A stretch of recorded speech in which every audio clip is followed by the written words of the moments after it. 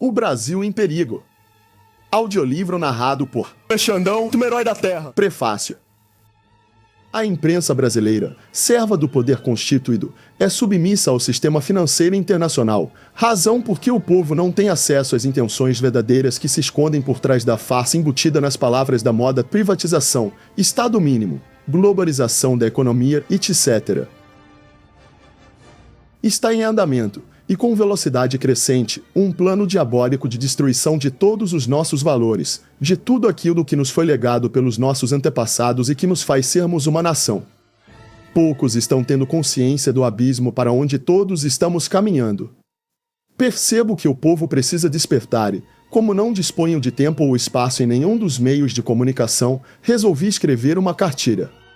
Esta cartilha destina-se a todos os cidadãos da nossa terra, homens, mulheres, jovens, idosos, brancos, negros, mestiços, patrões, empregados, etc.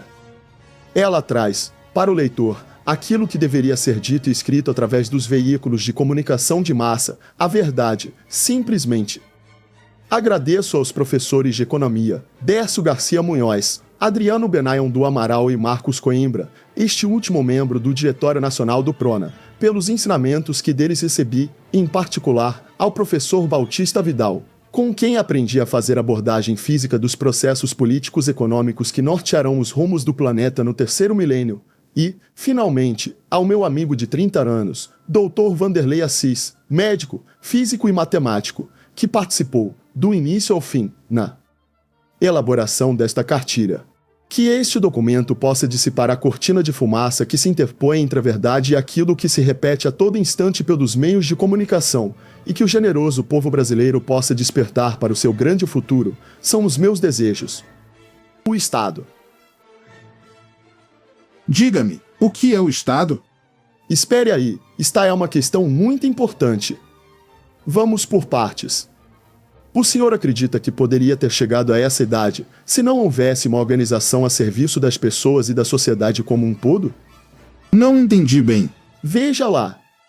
Quando uma criança nasce, ela não tem como cuidar de si mesma. Se não houvesse a família, ela sobreviveria poucas horas. A família surgiu na história da humanidade para ser a primeira instância em defesa da vida do ser humano. A criança será o futuro cidadão se receber ao longo da infância alimento, educação, defesa contra o calor, contra a chuva, contra as doenças, etc. Mais à frente, já um cidadão, para viver bem em sociedade precisa trabalhar, sair à rua sem risco de ser assaltado ou assassinado, ter água potável, ter um local para morar e se defender das intempéries. Precisará de regras de convivência que definam muito bem os seus direitos e deveres. Imagine que um povo inimigo invada a sua terra, queime as colheitas, mate o seu pai, estupre sua mãe, mate todos os vizinhos, tome sua casa, etc. Quem vai defendê-lo? Tem que haver uma organização capacitada para enfrentar situações como essa. Surge a necessidade das Forças Armadas. O Estado surge então como poder institucionalizado, a serviço da sociedade, senão não é um Estado legítimo. Sintetizando, então, o Estado pressupõe um povo, um território e um poder originário de mando, o poder constituinte. Deve existir e atuar de modo soberano, sempre em defesa dos interesses e das necessidades de seu povo. Como deve agir o Estado? Tendo em vista suas amplas e profundas responsabilidades, o Estado deve agir, sempre que necessário, como órgão interventor restabelecendo a ordem, a justiça, a igualdade de oportunidades e o direito ao trabalho, a moradia, a educação, a saúde, aos transportes e a sadia necessidade de criação de riquezas, intervindo, se necessário, na produção e na economia como um todo. Ou seja, sem isso aí cidadania é pura conversa fiada. Sem nenhuma dúvida. Mas, se o Estado serve para tudo isso, por que não estamos vendo isso no Brasil? Porque o Estado que aí está é fraco, inerte, ilegítimo, sem nenhuma função social, é inimigo do povo.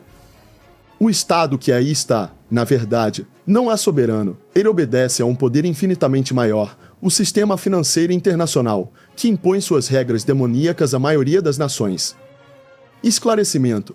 O Estado de que se está falando é o Estado-nação, Brasil, que não deve ser confundido com o Estado membro da Federação, Rio de Janeiro, São Paulo, etc. Mas, por que os governos obedecem ao sistema financeiro internacional? Porque, para chegar a ser governo, fizeram acordos, receberam importâncias fabulosas de legítimos representantes do sistema financeiro internacional. E qual é o interesse, então, do sistema financeiro internacional? É destruir o Estado-nação. Destruído o Estado-nação, não haverá mais quem defenda o que é patrimônio nacional.